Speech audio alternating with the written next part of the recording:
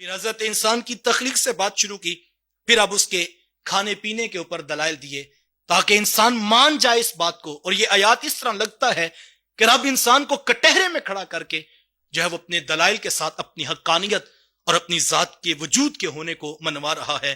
افرأیتم ما تحرثون، کیا تم نے دیکھا جو تم بوتے ہو؟ اانتم تزرعونہ ام نحن الزارعون، جو تم بوتے ہو اس کو تم اگاتے ہو یا ہم اگاتے ہیں؟ انسان گیا جب اور اس نے جا کر بیج لیا اور جا کر کھیت میں ڈال دیا، اس کے اوپر کھاد بھی ڈالی، پانی بھی دیا، سہاگا بھی پھیرا، سب کچھ اس نے کیا. اب یہ حضرت انسان جا کر سو گیا. ایک بیج کو ایک کومپل کا روپ، اور اس نازک کومپل کے اندر اتنی طاقت کہ جو زمین کا سینہ پھاڑ کے باہر آ گئی. کہا تم تو صرف بیج ڈال کے چلے گئے تھے، انتم تزرعونہ، آؤ نا میدان میں کھڑے ہو، کیا تم نے اس کو اگایا؟ تم تو بیج پھینک کے چلے گئے تھے، اور جب تم 2 ماہ تک آئے اور تم نے دیکھا ابھی تک بیج باہر نہیں آ رہا، بیج باہر نہیں آ رہا، جب آیا باہر تو تمہاری خوشی کی انتہا نہ رہی. تم نے تو صرف دیکھ کر خوشی کا جو ہے وہ ایک لمحہ جو ہے وہ اس سے لطف اندوز ہونا چاہا. کہا کیا تم نے اس کو اگایا ہے؟ کہا نہیں، آج تو سائنس کی نگاہیں اس امر کو دیکھ چکی ہیں کہ کیسے ایک بیج ڈالا جاتا ہے. اور سائنسدان یہ کہتے ہیں، ہمارے بایولوجی والے یہ کہتے ہیں، ہمارے ایگریکلچر والے یہ کہتے ہیں کہ جیسے ایک بیج زمین کی کوکھ میں رکھا جاتا ہے تو اس بیج کے اندر سب سے پہلے 2 شاخیں نکلتی ہیں، اور اس کو پانی ملتا ہے، حرارت ملتی ہے، ٹمپریچر ملتا ہے، اور اس کو غذا ملتی ہے، تو پھر وہ بیج پھٹتا ہے. تو اس سے 2 شاخیں نکلتی ہیں، ایک کو شوٹ کہا جاتا ہے اور دوسری کو روٹ کہا جاتا ہے. شوٹ وہ شاخ ہے جو اوپر کی طرف جاتی ہے، اور روٹ وہ جڑ ہے جو نیچے کی طرف جاتی ہے.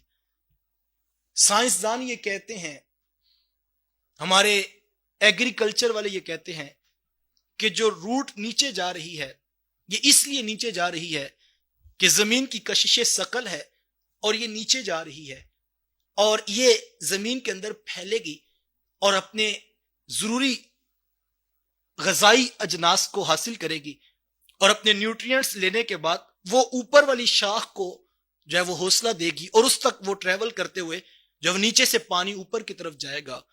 یقیناً یہ آج سائنس نے دیکھ لیا، لیکن سوال تو پھر بھی باقی ہے. ایک ہی بیج ہے، اس سے نکلنے والی 2 کومپلیں ہیں، ایک کو نیچے کا حکم کس نے دیا، ایک کو اوپر جانے کا حکم کس نے دیا ہے؟ انتم تزرعونہ ام نحن الزارعون، کیا تم نے اگایا یا ہم نے اگایا ہے؟ کتنے بیج تم نے ڈالے، سارے نہیں باہر آ سکے. کسی کو حرارت کم ملی تو وہ بھی نیچے رہ گیا، کسی کو پانی کم ملا تو وہ بھی نیچے رہ گیا. لیکن وہ انتخاب ہمارا تھا، جس کو جتنا چاہا ہم نے دیا، اور پھر وہ ایک نیچے کی طرف، پھر ایک اوپر کی طرف. اور اگر تم یہ کہو کہ اوپر والے پہ گریویٹیشنل فورس کا ایفیکٹ نہیں آیا، اس کا اثر نہیں آیا، تو صاحب پھر بھی ماننا پڑے گا کہ کوئی ذات تو ہے جو ایک بیج کے اندر جس کے اوپر چاہے اثر آتا ہے، جس کے اوپر چاہے اثر نہیں آتا. کہا انتم تزرعونہ ام نحن الزارعون، کیا تم نے اگایا یا ہم نے اگایا؟ پھر تم تو جا کے سو گئے، تم نے پانی بھی دیا، کھاد بھی ڈالی، تم نے سہاگا بھی پھیرا، تم نے ہل بھی چلایا، سب کچھ کیا.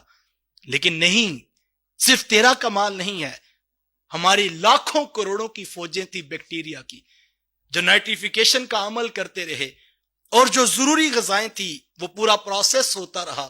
تو سویا ہوا تھا، تیری فصلوں کو اگانے والا تیرا رب رحمان تھا، جس نے ماں کی رحم کی تنہائیوں میں اور تنگ و تاریک رستوں میں تجھے رزق پہنچایا تھا.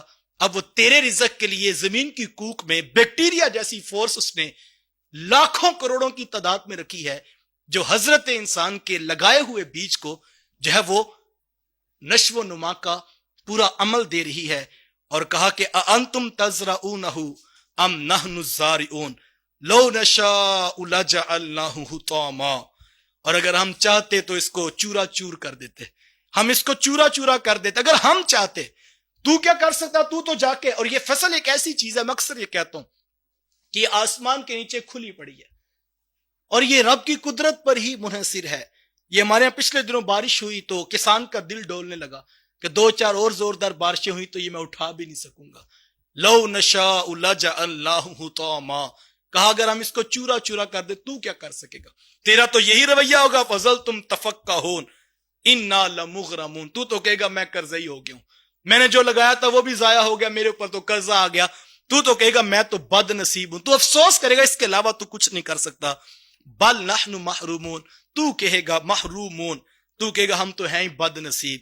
کہا کون ہے جو رزق دیتا ہے، کون ہے جو تیری کھیتیوں کو پروان چڑھاتا ہے؟